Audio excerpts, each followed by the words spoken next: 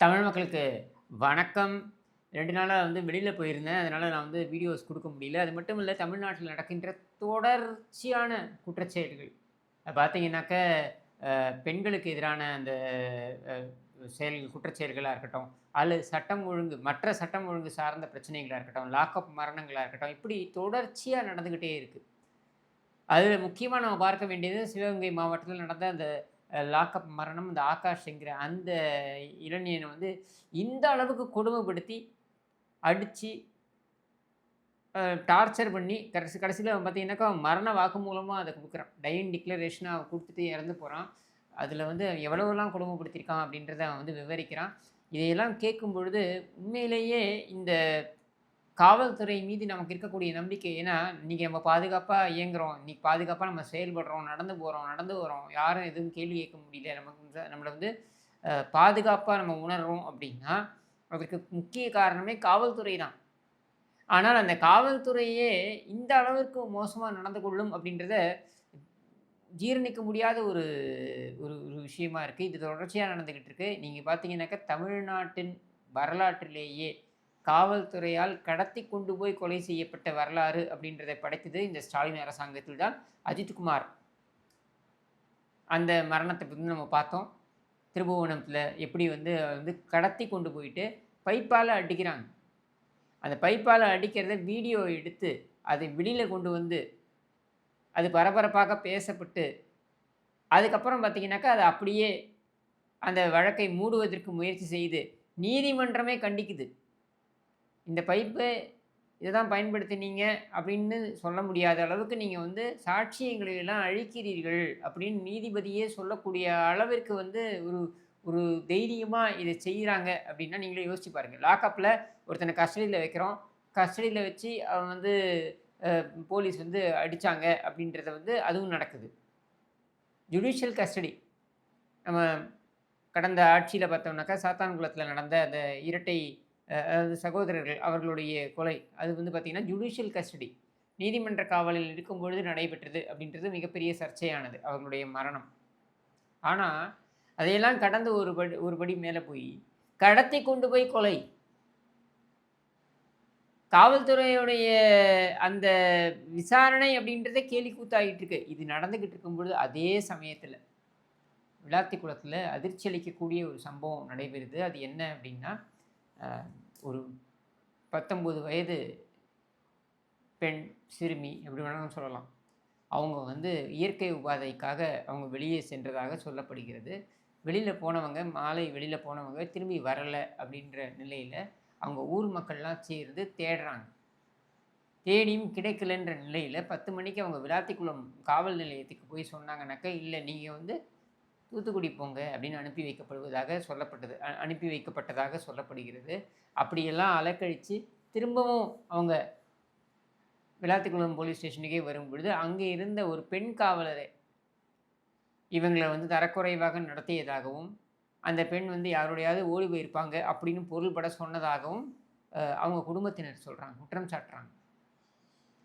அப்ப அன்னைக்கு இரவு முழுக்க நடவடிக்கை எடுத்திருக்க வேண்டிய காவல்துறை எந்த நடவடிக்கையும் எடுக்கலை என்ற சூழல்ல, அடுத்த நாள் காலையில தேடுதல் வேட்டையில் இறங்கும் பொழுது, அப்போ அந்த பெண் புதர்ல முட்புதர்ல அவங்க சின்னாபின்னமாக்கப்பட்டு கிடக்கிறார் அப்படின்றது தெரிய வருது. எவ்வளோ பெரிய ஒரு அட்டூழியம் நடந்திருக்கு பாருங்க. நீங்க இத மாதிரி நெறைய சம்பவங்கள்.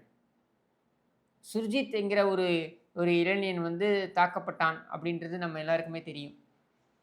அவன் தாக்கப்பட்டு கொடூரமாக தாக்கப்பட்டு, அவன் கடைசியில பார்த்தீங்கன்னா, என்ன ஆனான்னே தெரியல. வேர் இஸ் சுர்ஜித்ன்னு கேட்கிற அளவுக்கு அப்படியே மூடி மறைச்சாங்க.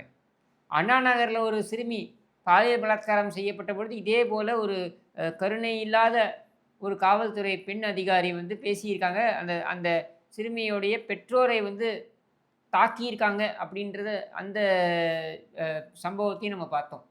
இப்படி ஒவ்வொரு சம்பவமும் திருவண்ணாமலையில பார்த்தீங்கன்னாக்க, கோவிலுக்கு அதுவும் என்ன இதில வந்திருக்காங்க.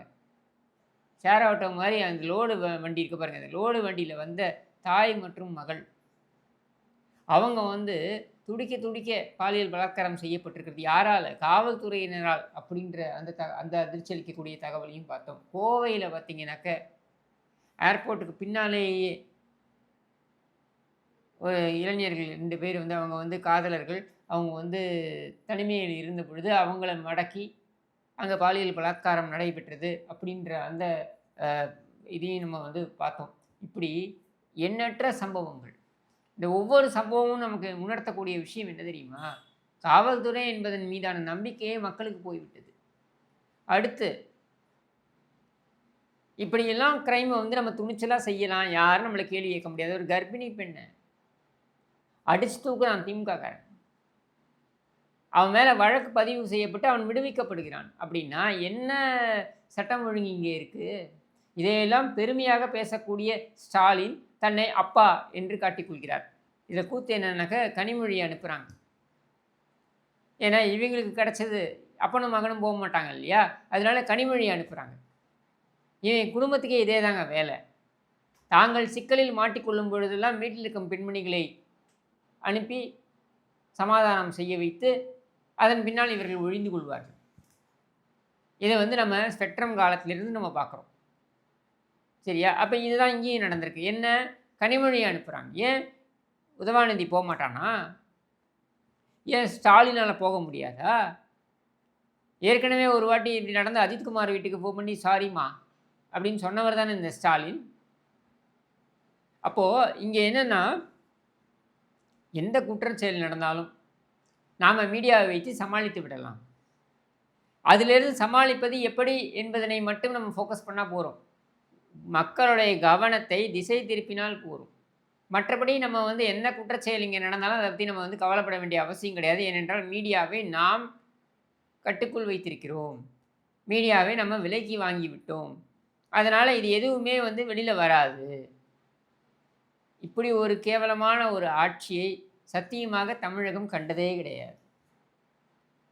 அந்த சிறுமிகள் ஒன்று சாதாரண செய்திங்க. சிறுமிகள் அரசு பள்ளியில் படிக்கக்கூடிய சிறுமிகள் அவங்க வந்து கிட்டத்தட்ட 40 பேருக்கும் மேலே அவங்க பள்ளி விழுந்ததுனால, சாப்பாட்டில் பள்ளி விழுந்ததுனால அவங்க வந்து நிறைய பேருக்கு வாந்தி மயக்கம்லாம் வந்து அவங்க வந்து அனுமதிக்கப்படுறாங்க மருத்துவமனையில். இந்த செய்தி கூட மீடியாவில் வரக்கூடாதுன்னு அப்படியே மறைக்கிறாங்கங்க. இது ஒரு ஒரு ஒரு ஒரு இடத்துல அரசு பள்ளியில் இது நடந்திருக்கு அப்படின்ற ஒரு செய்தியை வரவிடாமல் மறைக்கிறாங்க. இதில் என்ன கொடுமை அப்படின்னா, இந்த ஆட்சியாளர்கள் இந்த மக்களுடைய ஆதரவை பெற்று இவர்கள் ஆட்சிக்கு வந்து இதே ஜிசிசியில் நாம் பேசியிருக்கோம். சென்னை கிரேட்டர் சென்னை கார்ப்பரேஷன் இது சென்னையில் மட்டும் நீங்கள் பார்த்தீங்கன்னாக்க அந்த பொதுக்கழிப்பிடம் அப்படின்றத கட்டணம் பேர் வழின்னு அதில் நடந்திருக்கின்ற ஊழல் பார்த்தீங்கன்னா, ஒரே ஆண்டில் நடந்திருக்கின்ற ஊழல் பார்த்தீங்கன்னாக்க கிட்டத்தட்ட 800 கோடிக்கு மேலே. 800 கோடிக்கு மேலே. இதே கேஎன் நேரு மேலே தான் அந்த குற்றச்சாட்டு பாய்கிறது. சரியா? 800 கோடியை நீ வந்து கொள்ளையடிக்கிற.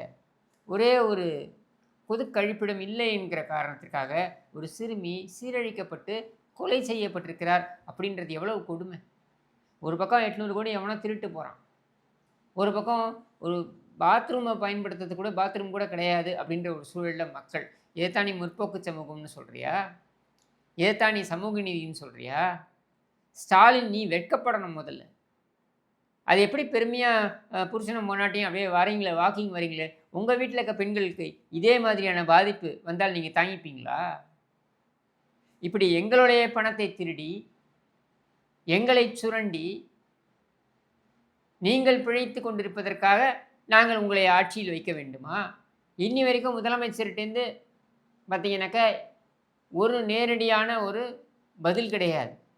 மாறாக ஒரு வெட்டி அறிக்கை. இந்த வெட்டி அறிக்கையை வச்சு என்ன செய்கிறது? அவர் சொல்வார் இல்லையா? அது அவருக்கே சொல்லுவோம். சீனி சக்கரை சித்தப்பா டாக்கில் எழுதி இது ஏட்டில் எழுதி நக்கப்பா அப்படின்ற கதை தான் இது. அப்போ இது ஒரு ஆட்சியா? இந்த அவலமான ஆட்சி தொடர வேண்டும் என்று நீங்கள் நினைக்கிறீர்களா? அப்படின்ற கேள்வியை வந்து அவங்க வீட்டில் இருக்கக்கூடிய பெண்கள், அவங்க வீட்டில் இருக்கக்கூடிய குழந்தைகள், அவங்களுடைய நலன் கருதி நீங்கள் எல்லோரும் யோசிக்க வேண்டும், சிந்திக்க வேண்டும் என்று கூறி விடைபெறுகிறேன். நன்றி, வணக்கம்.